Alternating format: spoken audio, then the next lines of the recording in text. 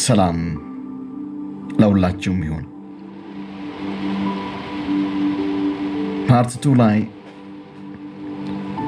አላህ መሐመድን ዝሙት እንዲፈጽም ለምን አዘዘ? ለምንድን ነው ይህ አላህ ለመሐመድ ፕሪቪሌጅ ብቻ መብት ሰጠው? ስለ ምድራዊ ቁስ አላህ ሰጠኝ፣ አላህ ፈቀደልኝ እያለ ብዝበዛን የሚፈጽምበት የእምነት መርህ እንዴት ተከተላችሁት? እንዴት አመናችሁት?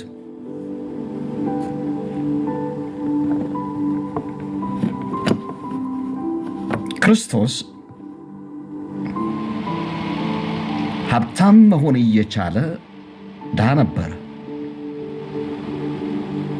ሀብት ሊኖረው ሲገባ በተውሶ ጀልባ ተመላለሰ።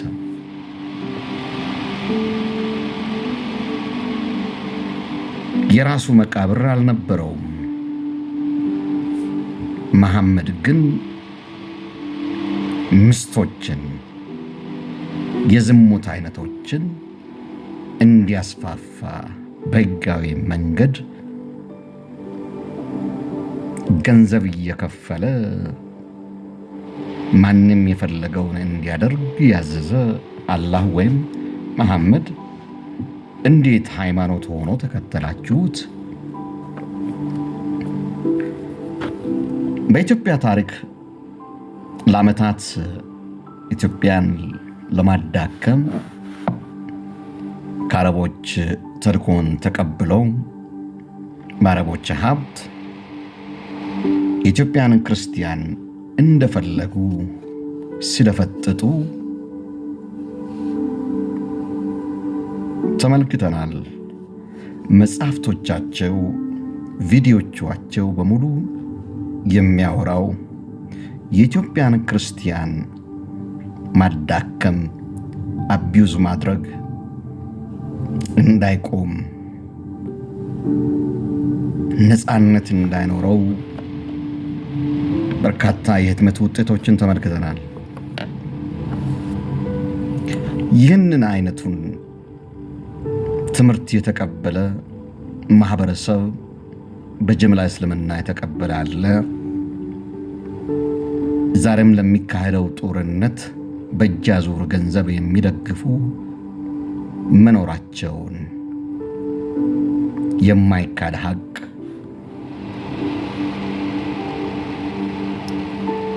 የሚፈልጉትን ሐሳብ በፈለጉት ገንዘብ የማራመድ ኢኮኖሚያዊ መብቶችን በኢትዮጵያ ምድር ሲጠቀሙ እያየን ነው።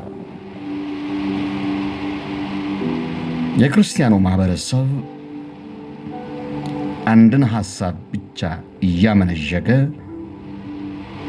ወይም ለወንጌል በሩን ዘግቶ ተቀምጠው ጸጥ ባለበት እስልምና በኢትዮጵያ ውስጥ የፈለገውን ሐሳብ እያሰረጸ የጂሃድ ትምህርቶችን፣ ስልጠናዎችን ሲያካሂድ የሚፈልጉትን ሀብት እያሰባሰቡ ሲያደራጁ መከላከያና ደህንነት እንዲሁም ክርስቲያን ማህበረሰብ በዝግታና በጽሞና እየተከታተለ ያለበት ሁኔታ ነው ያለው። መሐመድ የሰው ልጅ እንዲገደል ነፃነትን የሰጠበት የህግ መርህ፣ የሸሪዓ ህግ በኢትዮጵያ ምድር ተግባራዊ ሊሆን አይችልም። በግብፅ ያሉ እንደነ መብረቁ እያለ ራሱን የሚጠራው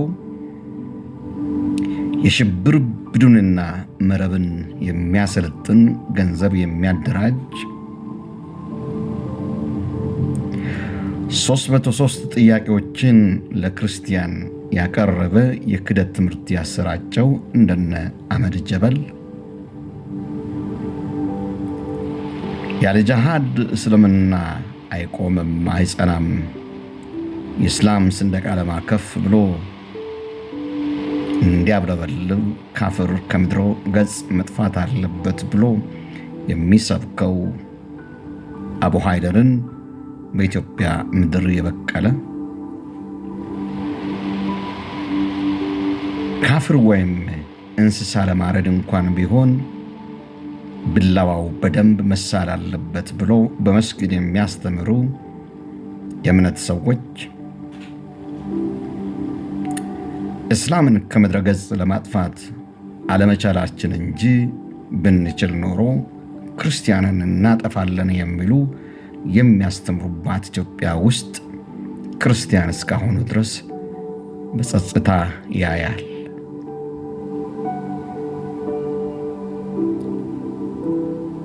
ዝሙት እንደ ገፍ የሚራመድበት በሃይማኖት መጽሐፍ ውስጥ የታጨቀበት ነገር ግን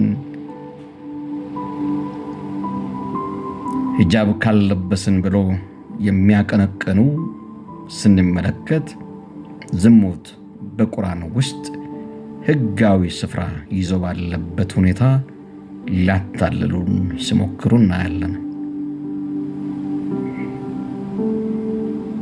ሁሉ ነገር መሐመድ ተፈቀደልኝ ሲል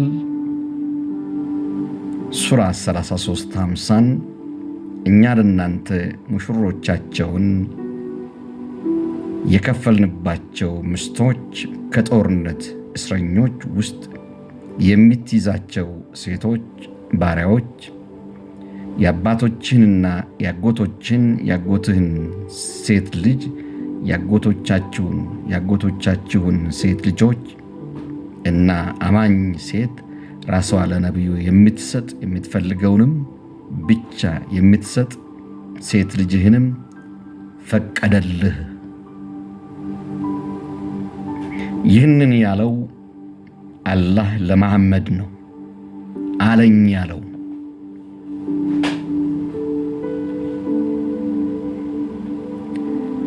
መሐመድ አቅሙ በፈቀደለት ኖሮ በገፍ የማግባት መብት ያጎት ሴት ልጆች ያጎቶቻቸው ሴት ልጆች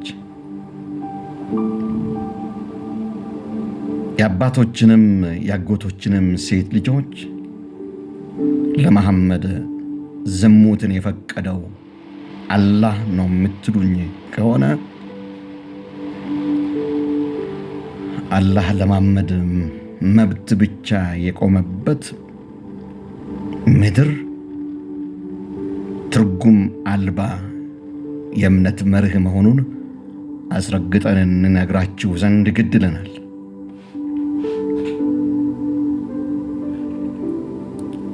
አንድም ቦታ በዘፍጥረት ምዕራፍ 1 ላይ ብዙ ተባዙ ምድርን ሙሉ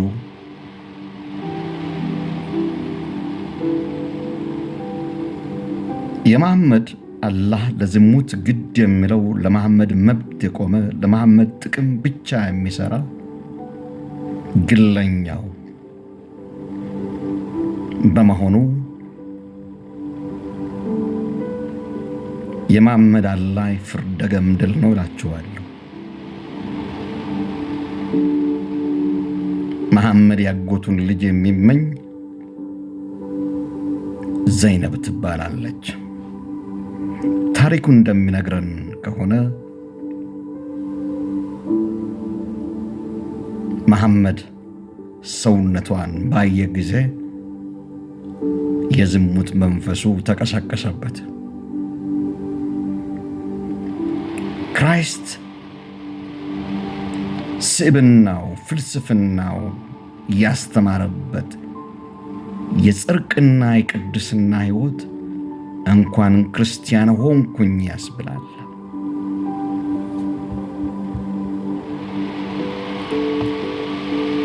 ባልንጀራን እንደ ራስህ ውደድ፣ የባልንጀራን ሚስት አትመልከት ብሎ ነው የሚዘጋው። መሐመድ የገዛ ያጎቱን ሚስት ለራሱ ያገባ ለምን ብሎ የማይጠይቅ አላህ ለምን ብቻ ለሱ ፈቀደ ብሎ የማይመረምር የኢትዮጵያ እስላም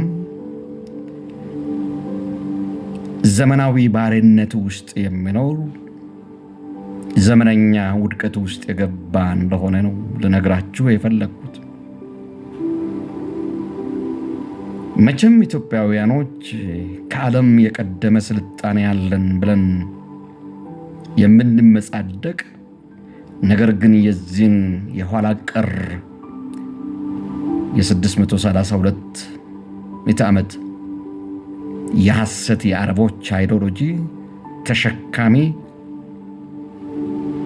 አገርና ሕዝብን አፍርሼ አገር ቀይራለሁ የሚል ትውልድ የተፈጠረበትን ሁኔታ ስመለከት ከቶ አመፃንና ውሸትን ለመታገስ አልችልም። መሐመድ በብርሃን ፍጥነት ከልጁ የተፈታችውን ሚስት ያገባ ከቁጥጥር ውጭ በሆነ የሴቶች ፍትወት ጋብቻ እንዲፈጽም አድርጎታል።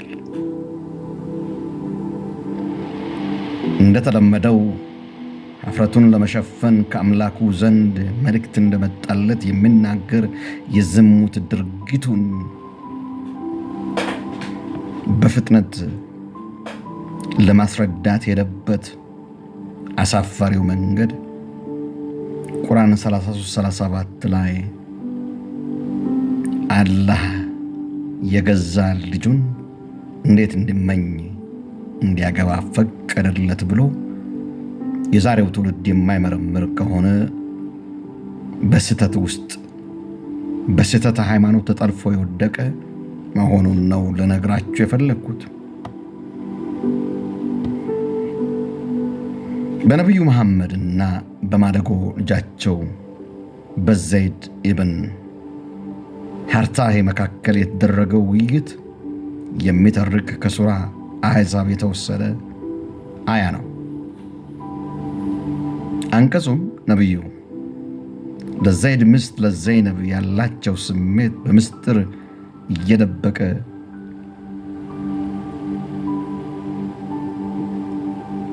ሚስትህን ጠብቅ አላህንም ፍራ በማለት ለዘይድ ምክራቸውን ለግሶ ነበር። ቀጣው ግን አደገኛው መንገድ የገዛ ልጁን እጅ ቀምቶ ለራሱ ያገባው የፍትወት አደገኛ መንፈስ ነው።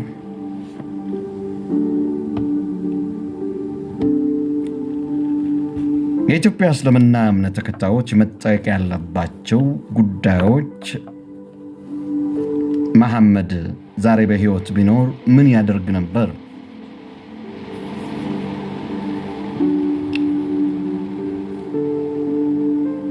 የነብዩ እንግዶች ናቸው ብላ ኢትዮጵያ መቀበሏ ለዓለም ክፋትን፣ እርግማንን ያወረሰች ሀገር ነች ኢትዮጵያ።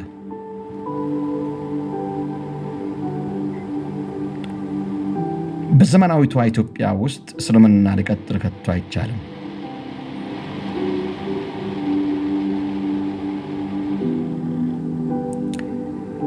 ኢትዮጵያ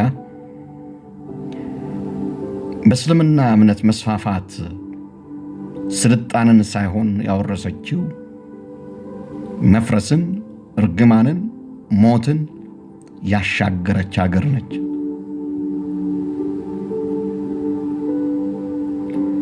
የእስልምና እምነት ተከታዮች የአብርሃም ዘር ነው ተስፋ ይኖረዋል ብሎ እንኳን ቢያስቡ አይሁዶችና እስላሞች ስለመዳናቸው ጥርጣሬን ያጭራል። አንዱ ስለ አይሁድ ሲናገር አይሁዶችና እስላሞች አንድነት አለን ስል በቪዲዮ መልኩ ኢትዮጵያ ይመስላል። እስላም ገዳይ ከሆነ አይሁዶችም ገዳይ ናቸው። ነፍሰ ገዳይ ግን የእግዚአብሔር መንግስት አይወርስም። ከነፍሰ ገዳዮች ጋር እግዚአብሔር አይተባበርም። ዘፍጥረት 6 ደምን የሚያፈስ ደሙ ይፈሳል። የሰው ደም አፍስሰ በነፃነት መንግሥተ ሰማያት እገባለሁ የሚል እስላም ካለ መንግሥተ ሰማያትን እንዳታስቡ እላችኋለሁ።